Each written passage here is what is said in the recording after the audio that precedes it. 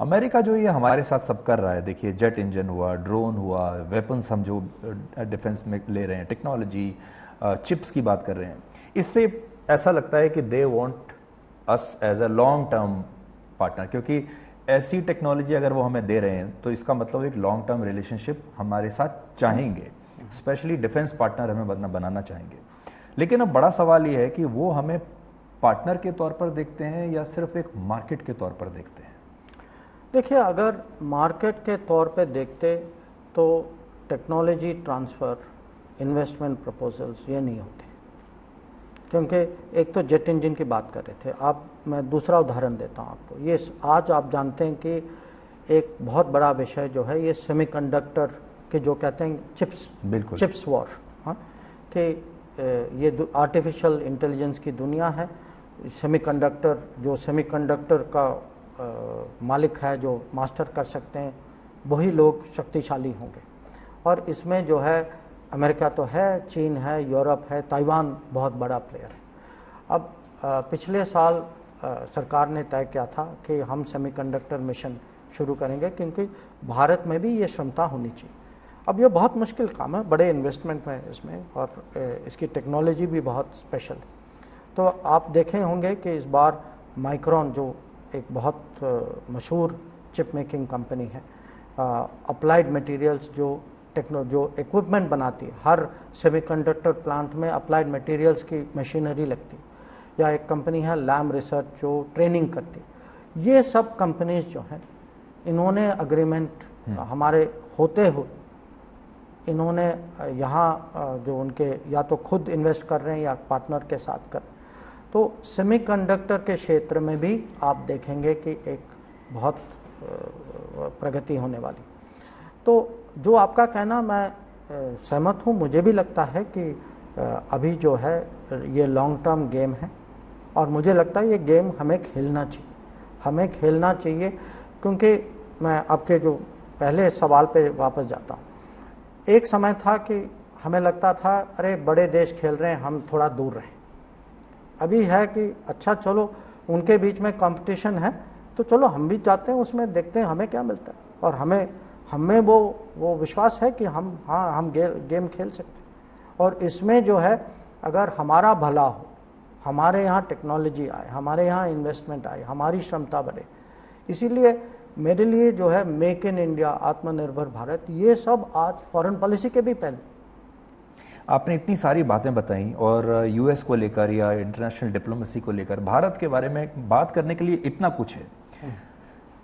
लेकिन जब ओबामा जैसे नेता ये सब नहीं देखते और एक चीज पर अपना फोकस कर देते हैं, वर यू डिसअपॉइंटेड और वर यू शॉक्ड और were you surprised when he said this? No, look, for me my focus at that time was, we are in America, you have जो आज के अमेरिकन प्रेसिडेंट, उन्होंने लगातार 3 दिन भारत के प्रधानमंत्री के साथ बिताए।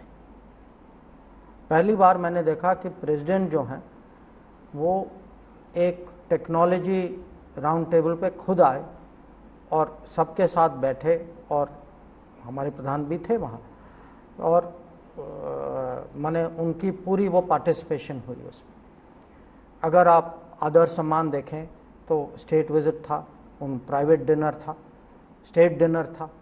उनके वाइफ ने, क्योंकि उनकी रुचि है स्किलिंग और जो वोकेशनल एजुकेशन, उनके वाइफ ने एक इवेंट किया। अच्छा, उसके बाद हम कांग्रेस गए। कांग्रेस में आप जानते हैं कि वहाँ के स्पीकर, अध्यक्ष जो हैं वो रिपब्लिकन। अब उनके निमंत्रण, रिपब्लिकन स्पीकर के निमंत्रण पे हम कांग्रेस गए, पर दोनों पार्टी में वहाँ साथ थे।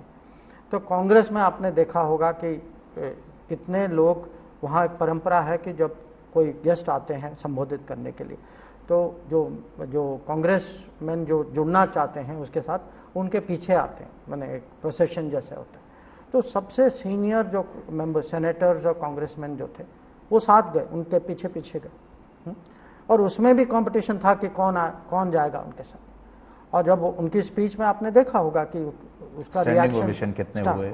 और फिर आप बिजनेस का देखिए शुरू से अमेरिकन बिजनेस जो है भारत से दूर रहा, उनको लगा है कि भारत में बहुत रेगुलेशन ज़्यादा हैं, हमारी नीति जो है उनके लिए यहाँ काम करने में बहुत सारी प्रॉब्लम्स होती हैं। इस बार अगर आप देखेंगे, बिजनेस रिएक्शन देखें और आप बिजनेस की लेवल देखें कि, क्योंकि आजकल जो है माने पुराने बिजनेस भी थे जैसे बोइंग और जनरल इलेक्ट्रिक जो एस्टैब्लिश बिजनेस है, जो नए जो हैं वो टेस्ला, एलॉन मस्क, सुंदर पिचाई जो गूगल के हैं, सत्या नडेला जो माइक्रोसॉफ्ट के हैं। तो मैं कहूँगा कि एडमिनिस्ट्रेशन, कांग्रेस, बिजनेस, अब डायस्पोरा भारतीय समुदाय के, तो मैं क्या कहूँ आपको कि पहले वाले मीटिंग में खुद अपने आप 8,000 लोग पहुँचे वहाँ, और वाइट हाउस में आज तक उतने लोग कभी नहीं आए, किसी के लिए नहीं। वहाँ तो कह रहे थे कि वो पोप के लिए भी इतने लोग नहीं आए। और फिर जो है जो वहाँ जो सिविल सोसाइटी जो थिंक टैंक, जो टेक्निकल पीपल, जो प्रोफेशनल पीपल, तो मैं कहूँगा अगर आप ये सब, It was the best till now in the history of India. And I say this very objective. I mean, please don't think it is today's foreign minister saying. This is a person who has seen visits personally since 1985. जब आप वापस आ रहे थे, आपके जो boss हैं प्रधानमंत्री Modi, was he happy with you? और ये ऐसा समय है जैसे हम अपने प्राइवेट सेक्टर में कहते हैं कि अप्रेजल टाइम है और अच्छा अगर असाइनमेंट कर दिया तो अच्छा प्रमोशन होगा. So was he happy with you? See, it is like this. You know, traveling with Prime Minister Modi is also a very interesting experience. When and I learned it only by doing. तो पहली बार जब मैं गया उनके साथ, ये 2015 की बात है. So I also got on the plane. Then I was told there will be briefing. So very good. So on the way, जहाँ भी जाते हैं, on the way lot of time is spent on briefing. Moment you get on, then it is feedback time. कि what happened, अब इसको analyze करिए, how does it go, etc.